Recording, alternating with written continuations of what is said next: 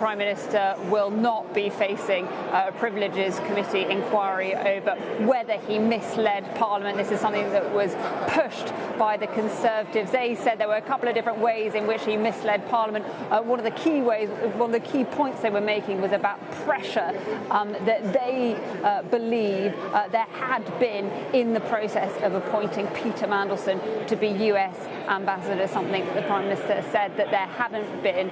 This was all about whether the Prime Minister misled Parliament. You'll remember the accusation against Boris Johnson being hauled in front of the Privileges Committee that led to his parliamentary career unravelling. That will not happen for Keir Starmer. That does not mean that he is out of the woods. I've spoken to plenty of MPs today who voted with the government, but who still do not think that he will be the man who will lead this party into the next election. It'll be fascinating to see, obviously, what happens after local elections next week. They did not see this as the moment to back a Tory amendment, not a Tory amendment, a Tory push for this Privileges Committee inquiry. They rallied round the Prime Minister, and there was a great effort coming from Number 10-2 to make sure that did happen.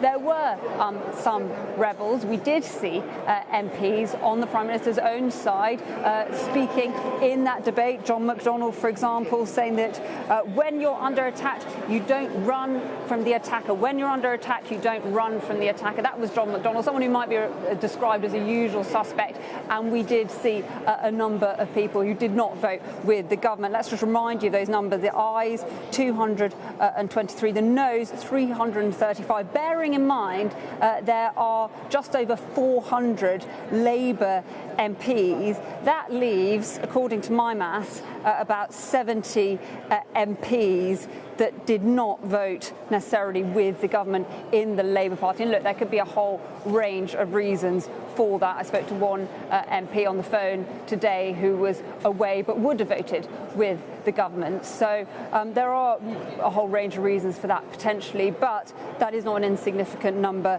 70. But the breaking news really, which the Prime Minister will be very happy with, is that there will not be a Privileges Committee inquiry into whether he misled Parliament.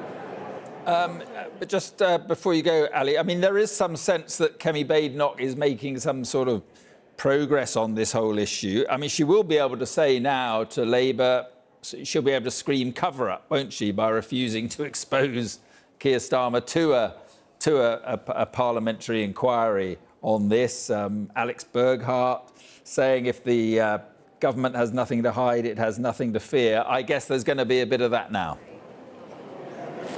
Yeah, I suspect so. And, I think the Conservatives have used parliamentary processes pretty well in the last few weeks. They managed to force the release of documents relating to Peter Mandelson. But there are others that think that they actually didn't pick the right moment here, that given that local elections are just a week away, this was not the right moment to push for this Privileges Committee inquiry. And it became so political that you ended up bringing Labour MPs together who might not have necessarily rallied round the Prime Minister not so long ago. So I think, yes, this will obviously play into the Conservative arguments of what they call a cover-up.